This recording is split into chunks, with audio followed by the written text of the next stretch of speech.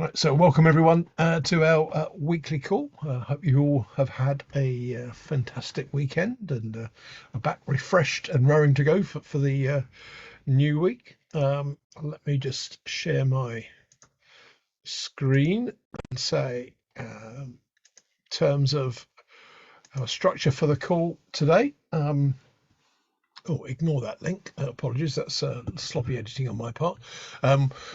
We're talking about DNS abuse, but not linked to that there document,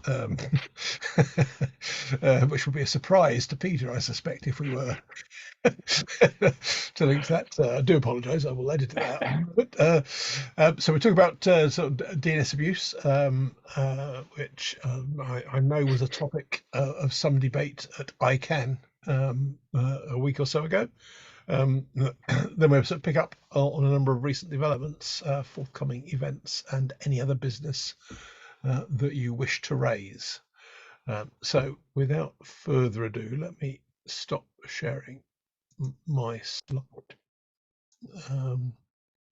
and say, Peter, the floor is yours. Thanks. I've got a bit of a cold today, so apologies for the incoming noise. My brain is not working as quick as usual, which was never that fast to begin with, but here we go. So yeah, I went to ICANN, and this is the presentation I gave there on behalf of FIRST as the DNS Abuse Ambassador for FIRST. This is my first sort of my first ICANN, my first presentation as the DNS Abuse Ambassador. So yeah, it's what I wanted to talk about was the challenge of defining DNS abuse. So first of all, for anybody who's not familiar with me, my name is Peter Lowe, DNS Abuse Ambassador for FIRST, and I'm also the co-chair of the DNS Abuse SIG. This is the special interest group that's at FIRST. I've worked in DNS security for about 3 years. I put 28 years, but I think it's actually 26 years in tech, basically all of my life. And my day job is I'm the principal security researcher for DNSFilter, which is a protective DNS service. And I try and help make the threat protection that we offer better. But for the purposes of this presentation, I'm just meant to be representing FIRST. It was a little difficult to do that at ICANN because I kept on getting drawn into conversations that were really like to do with the day job and FIRST and the DNS Abuse SIG, and yeah, so but it was fun. It was good. For people who aren't familiar with FIRST, someone asked me about it there, and when I explained it to them, he said, so it's like a sort of meta cert, which I think is roughly right. It stands for the Forum of Incident Responders and Security Teams.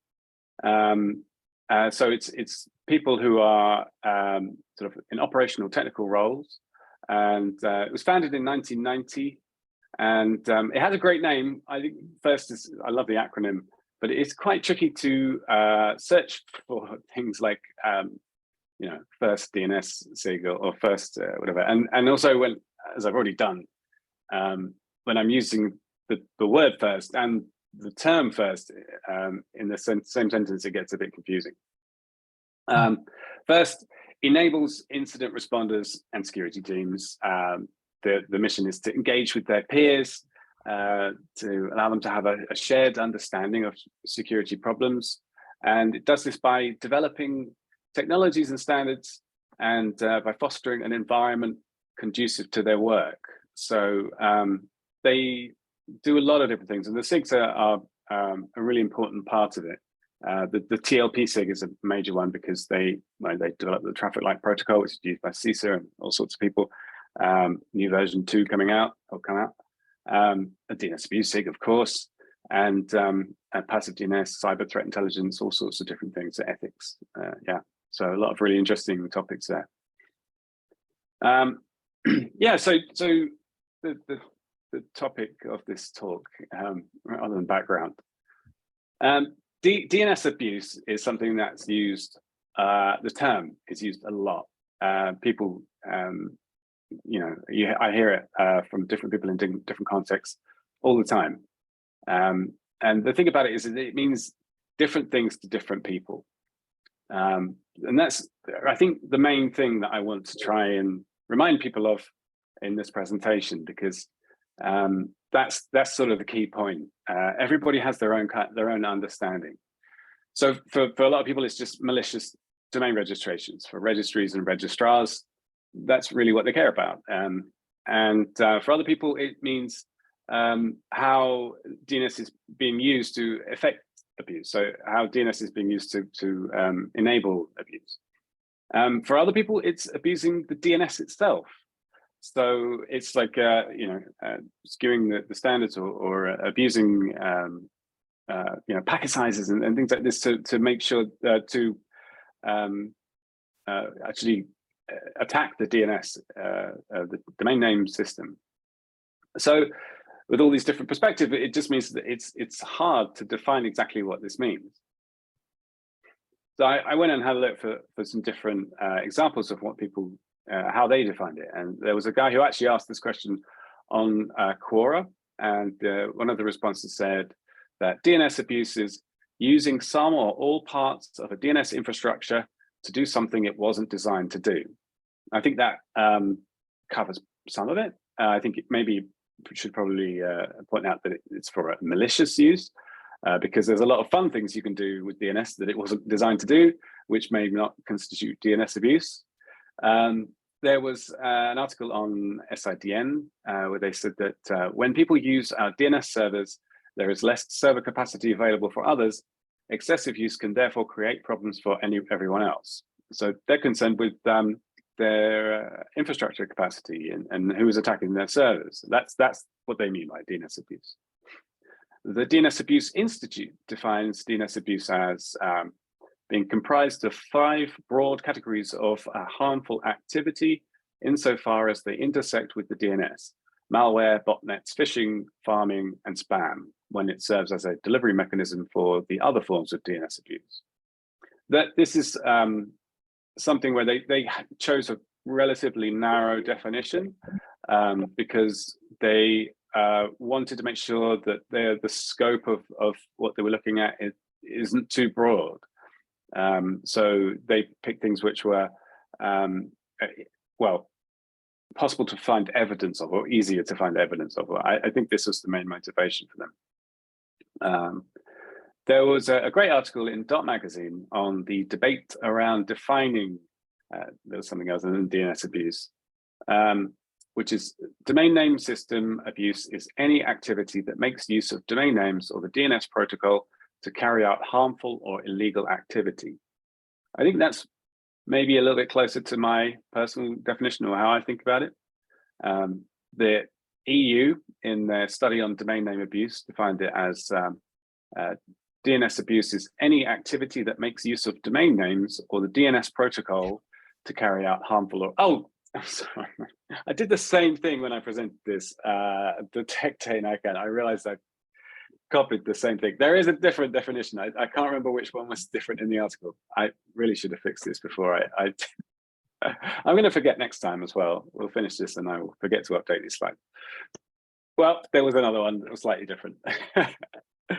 The ICANN wiki itself defines DNS abuse as DNS abuse is any malicious activity aimed at disrupting the DNS infrastructure or causing the DNS to operate in an unintended manner. I think that's a pretty good definition as well. But again, I have my own biases. I'm coming from a particular point of view, so whether it's useful or correct is not really the point I'm trying to make. Just to show some examples of other people and how they think about it. There's one key difference, one key point that I think is important to remember, which is that the abuse of the DNS is very different to abuse via the DNS. Abuse of the DNS is really attacking how the DNS works or how it's supposed to work, which is debatable, I suppose.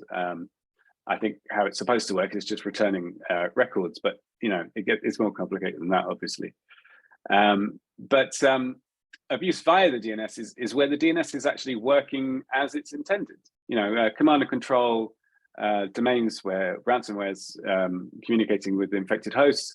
That's the DNS just working as it should.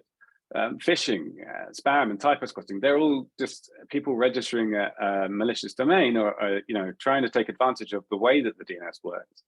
But it's working fine.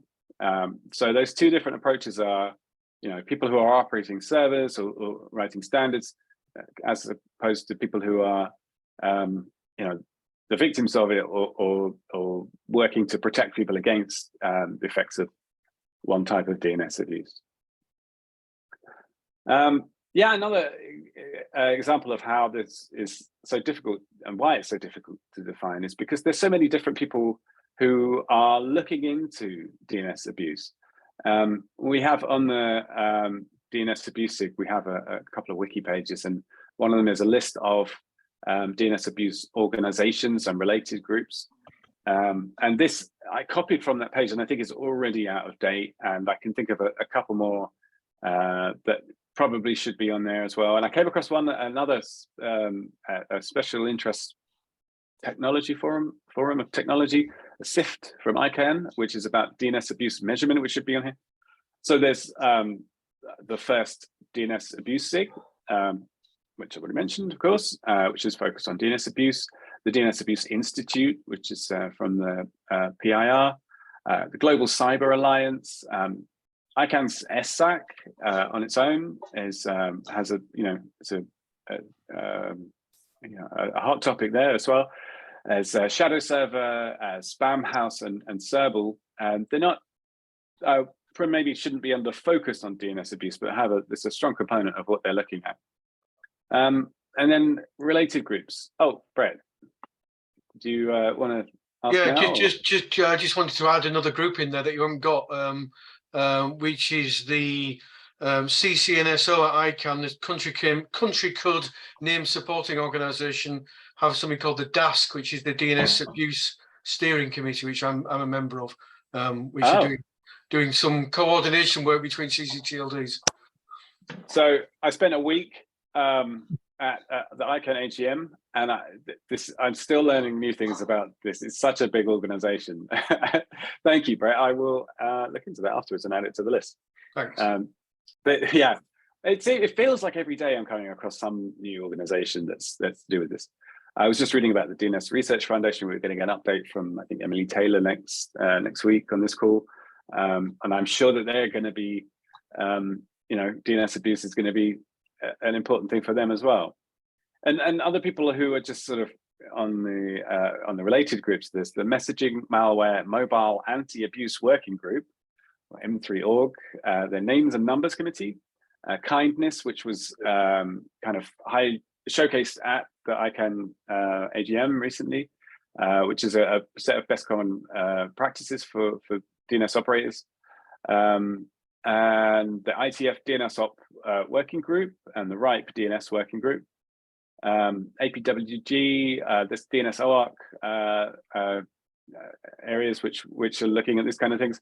So there's tons more. This obviously isn't a comprehensive list, but we're trying to do our best. So yeah, all these different people talking about DNS abuse, and everybody's got slightly different ideas. Some of the actual stakeholders involved, we have domain registries and domain registrars. They're caring about the domain names themselves. From the point of view of first, there's the incident response group, so the people who actually have to deal with incidents of DNS abuse. Threat intelligence organizations, there are a few who are focused on DNS abuse or domain names in particular, but anybody who's dealing with threat intelligence sees domains pop up as part of the CTI. There's governments and enterprise risk management, resolvers, both on the firewalls and the filtering services like DNSFilter, policymakers who are looking at it from a higher level than the rest of us, I guess, or some of you, I assume. Law enforcement, they care a lot about evidence-based DNS abuse and trying to figure out who's to blame for it, I suppose, who they can arrest ultimately and how they can stop it. Rights holders who have a very different concept of DNS abuse to most people. They're worried about copyright infringement and other things like that. And of course, everybody who's ever been affected by DNS abuse on the internet. And because DNS is such a fundamental part of the internet, that kind of means everybody. Yeah. By the way, we don't attempt to cover, in the DNS abuse SIG, we don't attempt to cover literally everybody, although we sort of do. I'll show you in a second. It's a big mission. So rather than just point out why it's so difficult, I do want to try and suggest a couple of things that might help everybody when we're having this discussion about what DNS abuse is and how can we combat it. The main thing is just to try and keep some perspective that there are other people coming from a different angle. At ICANN, I had a really interesting time, but I did come across more than one group or a person who had a very strong point of view, and there was occasionally a slight inflexibility in their their opinion. And I think that when it comes to DNS abuse, we just need to remember that there's no one true definition of it. So there's other people out there coming at it from a different angle, and their viewpoint is valid as well. One of the things we're trying to do in the DNS abuse SIG is to try and create a common language. So I'll show you in a second. I've shown this before, like a year ago. We're working on a taxonomy, a spreadsheet of the different types of different incident types and who the stakeholders are and how they're involved. Just trying to, we're drawing from ENISA and CAPEC and lots of different places and trying to bring stuff together. The SIG itself has a pretty diverse set of members from the operational technical side of things.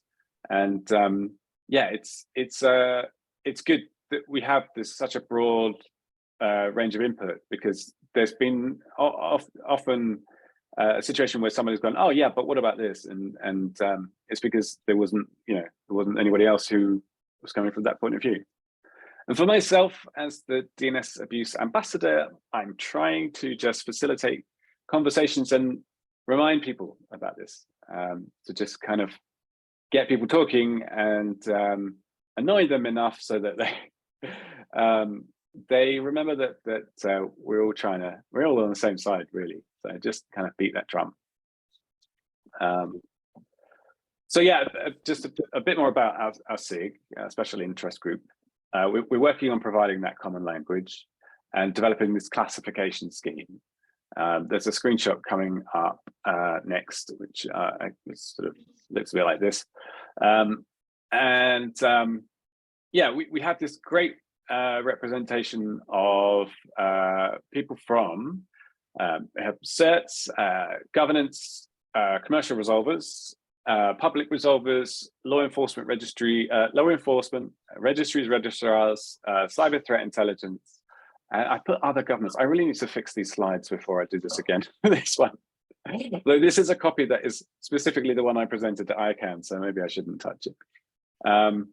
We have over 100 countries represented in the SIG. I think that might actually be for first. We have, I think, 40 people on the Slack channel and a bunch more on the mailing list. The chairs at the moment are Jonathan Spring from US CERT, John Todd from Quad 9, who I'm sure many of you are familiar with, and myself. Yeah, you can take a look here at first.org/global/SIG/DNS. It's really, I think, one of the more valuable things in my professional life, because of the broad range of it. It's a good place to go when I am curious about something, about how someone else might see something. And I think that we're doing something quite valuable as well, because of the range of different viewpoints.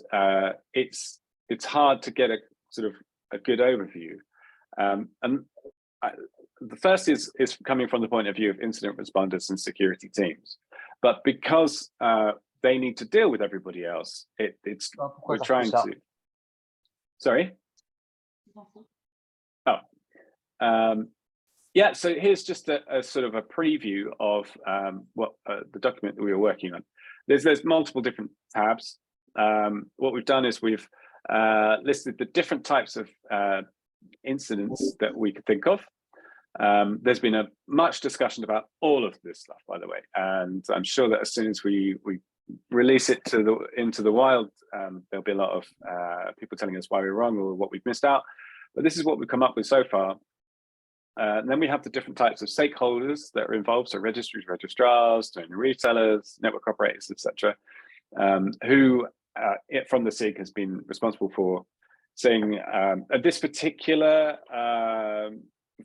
sheet is, I think, detection. So we were looking at who can help with detection of the different types of incident, DNS abuse incident, who can help with mitigation, and who can help with prevention as well. And I think this one is the detection tab. I'm not sure because I missed out the bottom of it. But just to give people an idea of what we're looking at, and it seems maybe simple, but we've been talking about it for a long time. We've switched from monthly meetings to weekly because we just needed to get some work done. So that's pretty much it. And there you go. That's my presentation. Excellent. Thanks, Peter. That was very interesting. And I can see that Michael had posted in the chat a link to another initiative, Top DNS from Echo. Yes. Which also is looking at that space, but as you said, there's a lot of different people and organizations involved in this. And apologies, Michael, I must admit I missed when your comment on what was that opinion popped up in the chat. So by all means, unmute if you wish. If Peter didn't subsequently answer that question in what he said anyway. Yeah, thank you, Peter. The question I had was, you were saying there was someone who was incredibly inflexible with their definition. I'm not asking who that person was. I would just love to know what that inflexible position was, and I could probably do the reverse engineering, but I would just like to know what you thought was the inflexible definition. Oh, it wasn't about DNS abuse specifically. There wasn't too many people who were very strongly opinionated on that particular subject, but there was, in some of the other sessions that I was in, there were definitely some viewpoints put across that were strongly held. What's the best way to do it? Was it strongly held, weakly defended, or something? Sorry. No, that's fine. I don't want to distract from the rest of your presentation. Again, I really enjoyed it. Thanks. Thanks. Thanks, Michael. And Kurt, you'll see is posted in the chat, not necessarily directed specifically at you, Peter, but you may well have a view on this, which is abuse avoidance for root servers, and whether anyone has an opinion on that. And Kurt's helpfully posted a link to an article on the RIPE blog on root manipulation. So I don't know if Peter, if you or anyone else on the call have any particular insight on that you wanted to share. I think for this, well, to be honest, it's not a topic I'm intimately familiar with, having not run a root server myself. Is this from the point of view of people who are running root servers who are trying to mitigate or prevent the abuse? No, I've only briefly read this article. I think it's mainly about nation states manipulating answers coming out of root servers. Ah, right, okay. Yeah, that's another aspect, is the kind of civil rights side of things as well. There was a person who asked at the time, I forget his name, Gabriel something, I think, not the other, that Gabe, yeah, who was asking about governments who have, co-opted their national infrastructure, and whether I would constitute that as DNS abuse. And it's a difficult question to answer because, from the point of view of a government, then it's totally legitimate behavior. They're governing their country, and part of that is, but from the outside, it absolutely is from other people's perspectives. So it's another kind of reason why DNS abuse is hard to define. And I don't think there is one true definition. There's different flavors and different perspective, and the main thing we can do is try and remember that, So, for example, I think the thing is the word abuse on its own is open to misinterpretation in many different ways. Yeah, absolutely. We've had that discussion more than once in the SIG. What does abuse mean? And I've pasted a dictionary definition like Boris pointed to, which is the Cambridge one there. And I think it's like anything with malicious intent. And we are actually going to include some attempts at defining parts of these words in this context. And we included the word malicious after that discussion. But for some people, it's illegal intent or not. But others, it's just purely malicious. And yeah, abuse and misuse are commonly, misuse can be fun if it's deliberate and you're creating a text adventure game over DNS. But maybe malicious misuse, is that what abuse means? Yeah. Sorry, Michael. No, sorry, Andrew, you're the host. All right, good. To draw attention to that, Michael raised his hand, so that's fine. You did it anyway. Michael, come in. So real quick, Peter. One of the things I would just caution against about using dictionary definitions. I just stepped down as the chair of ICANN's accuracy scoping group, and for a year we could not even define. We couldn't reach consensus on what the definition of abuse is.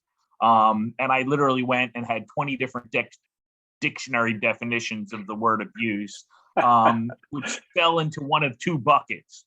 One was, it was a binary yes or no. It's either accurate or it's not, or if you will, degrees of accuracy.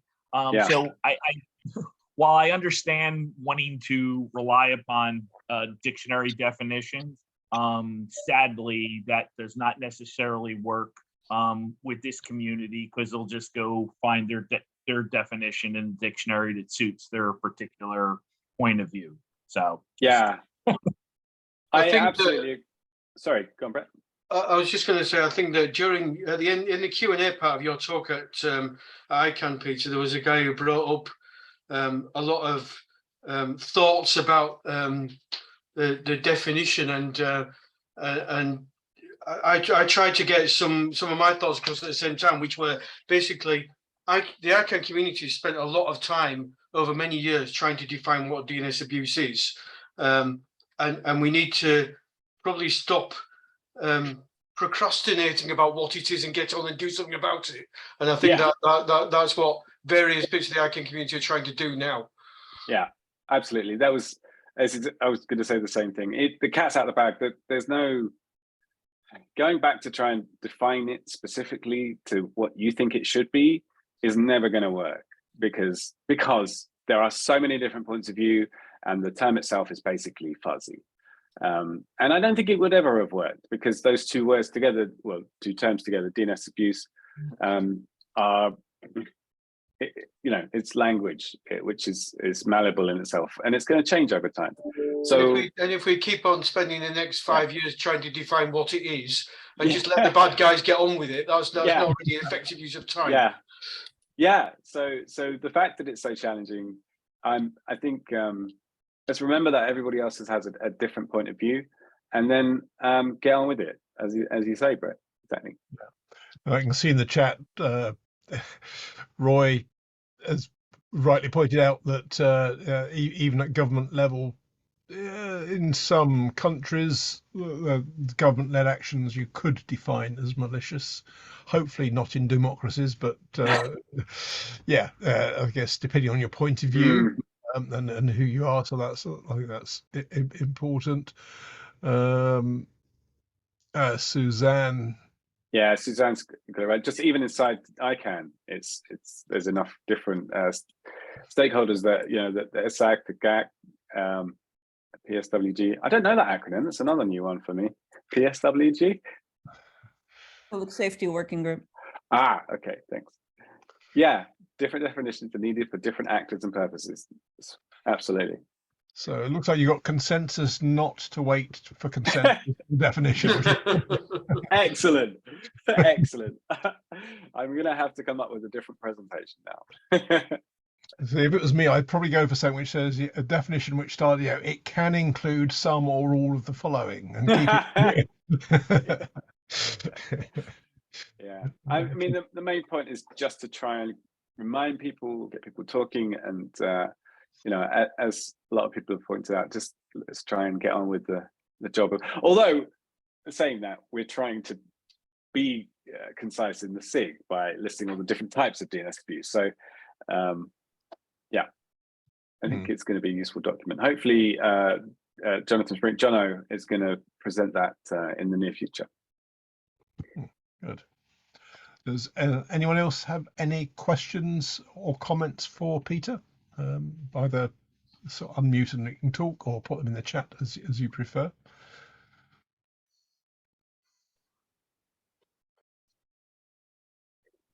Nothing appearing in the chat. I can't see any hands raised. Thanks, guys. All right. Well, thank you for that, Peter. Looks like you've got an interesting time ahead. Yeah. It's not a topic which is going to be finished in 6 months, that's for sure.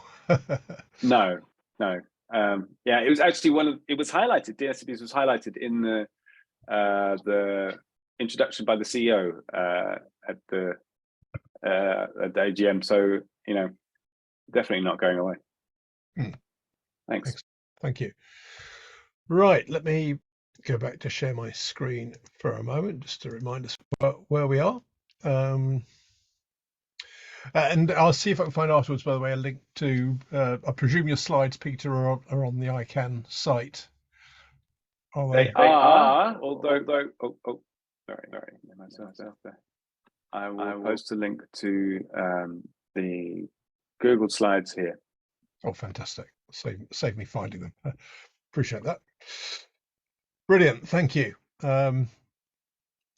Right. So let's move on. Let's talk about some recent developments. So I just pulled these out from some of these out from the weekly headlines. It's a subset of things which I thought were interesting. So in the order that they're on the slide, I'll call out some, if not all of these. Just that the first one, since it followed on rather neatly from the presentation of last week, which is sort of further detail on internet censorship in Iran, with a lot more detail specifically on content blocking, etc. In Iran, and sort of blocking of encrypted DNS specifically, amongst other things. So it adds additional detail to the material that Nguyen shared last week, if that's of interest to you. Second one, the US cybersecurity and infrastructure agency just put out an announcement about the launch of their protective DNS service, which I must admit I thought they were meant to launch last year, but well, maybe something cropped up with that, which I believe that's delivered by Accenture, but with a partner, which, depending on who I rely on, I believe possibly either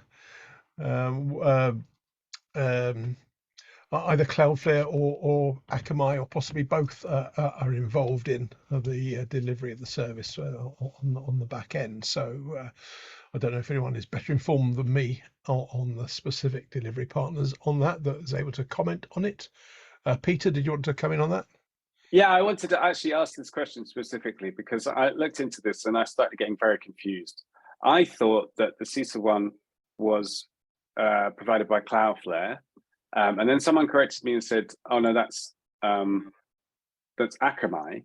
But apparently, the Akamai is the NSA protective DNS service, And then there was a question of because the NSA and CISA released a joint alert about protective DNS last year. This year, I can't remember exactly when, but not too long ago. And is it the same thing? And the NSA protective DNS and the CISA protective DNS, is it the same service behind the scenes? Does anybody know? So Michael has raised his hand. So drum roll, whether he's going to actually answer that question or come at it from a different angle. Michael. Yeah, I don't think I will definitively answer the question. What I can point to, which I thought was interesting, was I believe CISA published an RFI earlier this year in connection with the potential rebid of .gov, where they have been integrating this. So to me, I don't know what it is, but if you look at the RFI, I think this is perhaps a vision forward of how they're going to be looking to bundle in that enhanced DNS service into the operation of the .gov DLT. Also, part of that migration was actually reducing the price. Instead of $400, they actually made it available for free. So I think the answer to your question perhaps is in connection with that RFI, and I don't know if an RFP has been issued yet. I haven't taken a look, so hopefully that helps. I'm sorry I couldn't give you a specific answer. More breadcrumbs. Thanks, Michael. That's fine. Thanks for that, Michael. Kathleen, do you have a point? Sure. So Akamai is used by Center for Internet Security with our hosting of the U.S. state, local, tribal, and territorial organizations. So we offer that as a free service to those entities. And I believe that CISA went with Cloudflare, but I could be wrong. Okay. I don't know who the NSA is using. I think the NSA is Akamai. Okay. As far as I know, the CISA one is definitely Cloudflare. Okay. Okay, then that confirms what I was thinking. I just didn't know the NSA one. Thank you. Yeah, thanks. Well, there you are. Maybe shed some light on that then. And for clarity, this isn't the same as Canadian Shield. It's not a consumer service. This, as I understand it, certainly is purely for government sort of employees or for agencies, therefore for government employees. Yeah, I think it's equivalent to the service that we provide for the NCSC in the UK. Yeah, good point. I should have thought of that, Brett. Yes, of course. Pretty much the same, I believe. Thanks. I'll call out maybe a couple of other things. Just an update to the internet draft on recursive to authoritative DNS and the use of opportunistic encryption. I think the update came out a few days ago. That seems to be sort of moving on within the deprive working group, if anyone had missed that. And then the other fun one I put at the bottom there, so really cut away all of the complexity of all of this content filtering stuff. You can actually buy literally a physical big red button. It's an IoT device, which apparently when you hit the button, you can have it configured to block access to social media. So I think it blocks potentially DOE or a specified VPN. So I think that this is not intended as a enterprise level device, but much more for in the home. So for the frustrated parent to call things to a halt for sort of food or bedtime or whatever. But I thought it was quite a fun low-tech solution, literally a big red button, which appealed to my sense of humor at least. And then bottom of the slide, just a reminder that the internet drafts for ITF 115 another 3 weeks before the cutoff for those, which is also the cutoff for the standard rate for registrations, which I think in-person attendance is sort of crept up above the 500 level so far. with a couple of hundred or so more already registered for remote attendance. So it looks like it'd be a reasonable number of people attending in person in London this time round. On forthcoming events, a couple of things to highlight. One is very much a CISA theme, coincidentally.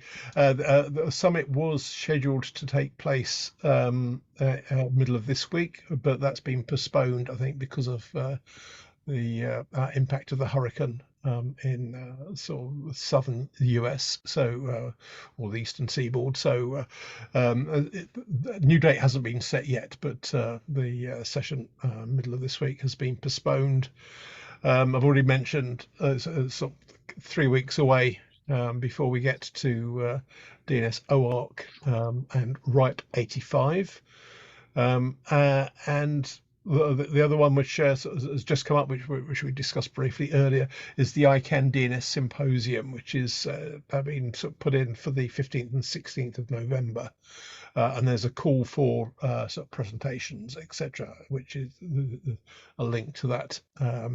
So if that's of interest to you, the program's not set yet, but if you've got topics you want to put forward for it, there's a page been set up to sort of put those in. The other thing towards the bottom of the page, you'll see RIPE 85, they did one final extension to for their call for proposals or presentations, and it closes today. So if you had a sudden bit of inspiration for something you wanted to present either in person or remotely middle of this month in Belgrade, then you've got till end of today to put that forward. And then I guess they'll be finalising the programme in the next week or so, hopefully. Just quickly moving forward, just a reminder, sort of, which I think Peter mentioned, coming up next week, Emily Taylor's going to join us from Oxford Information Labs to give an update on the DNS Research Federation, which was set up last year. Has undertaken already a program of work, so she'll talk about that next week. Week after, we'll go through some of the more interesting stuff that's coming up on DNS OARC and RIPE 85, and also Chris Box will talk about network collaboration using path signals, which he can explain of that in a couple of weeks' time. And then finally, just to flag, the week after, we won't have a call because amongst the things I'll be attending RIPE. So it'll be a bit too difficult to sort of juggle doing the call as well. So hopefully I'll see some of you in Belgrade, but if not, we'll obviously catch up the week after. That's nearly everything from me. The one thing I was going to ask, I don't know if Tao is still on, but if you are, I know the DDR and DNR proposals are working their way through the ITF process. I was curious if you happen to have a view on potential sort of completion of the process, and when they get when they become RFCs. So apologies for putting you on the spot, but I'm just curious to know if you had a Yeah, I don't have a specific answer because we've been working on some sequencing issues, minutiae of the way we use normative references versus informative references in drafts and so on. So this has impacted the editor queue and so on, but it's kind of trivial stuff in that everything is still progressing. So I don't see any hangups that are going to, block it from being published, but the exact timetable is still a little bit in question because of the bureaucracy, essentially. Yeah. Did you have, I mean, because literally I've got no idea on this. So we talk sort of, do you think within a quarter, a couple of quarters, or longer than that, as an educated guess? I'm not... No, I expect it will probably get it done sooner. Holidays coming up and all, though I can't really say anything around that, but we should definitely have a really clear update for you at the combination ADD deep dive session in London. So yeah, fair enough. Okay, good. It'd be nice to see some concrete output after all the hard work from the last 3 years, I guess, for you and Glenn, trying to sort of steer a stormy ship at times. It'd be good to have something to show for it. Okay, thanks, Dave. Does anyone have? Sorry, let me stop sharing my screen. Does anyone have anything else that you wanted to bring up whilst we're on the call this week? If so, sort of unmute, raise your hand, or put something in the chat, whichever is easiest for you. We'll just pause. Hi, since it just came up, I'd be interested to know what people think of combining the 2 meetings worth of combining DPRIVE and ADD, because there still seem to be a number of open issues about encrypted DNS for authoritative that aren't handled by ADD, and the DPRIVE has been a little truncated. Again, putting maybe Tail on the spot a little bit, but there may be others with opinions about that as well. This is Yeah, Alex. the one thing I can say is, oh, look at that, my full name, because ICANN meetings, haha. Anyway, this has not really been driven by the ADD side. The ADs have been looking at the situation, and the DPRIVE working group chairs, in that the energy in DPRIVE has been a little low lately, unfortunately. And so they're concerned that they don't have enough going on with movement in DPRIVE to sustain a full meeting, but still wanted to have something of a meeting. So that's kind of why we've ended up where we have. So we're looking at a 2-hour slot, possibly next time I think around. we asked for an hour and a half. I don't have it in front of me though. Okay. But it is a little bit of the, the bridge is taken down so you don't keep crossing the river. I'll talk to them about that too, but I think I actually sent an email about it, but I haven't been able to travel, so it's harder not to have, when you can't have a hallway discussion about it. Yeah, absolutely. The value of that in person.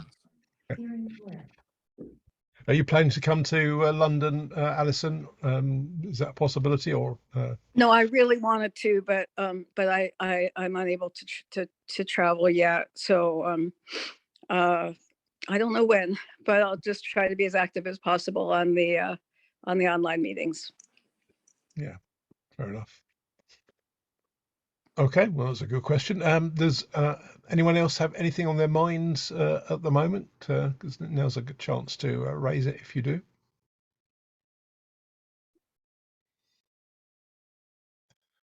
I'm not seeing anything in the chat. No hands raised, so it doesn't look like it. In which case, it's October already. Who knew how quickly we were sort of shooting through the year? So it's only only a month to IETF 115 for those of you attending that, or even less than that if you're going to be in Belgrade in a few weeks. So hopefully see you at one of those two. And other than that, have a fantastic week, and see you same time next week to hear all about the DNS Research Foundation with Emily. So have a great week, everyone. And thanks, Peter. Bye. Thank you. Goodbye.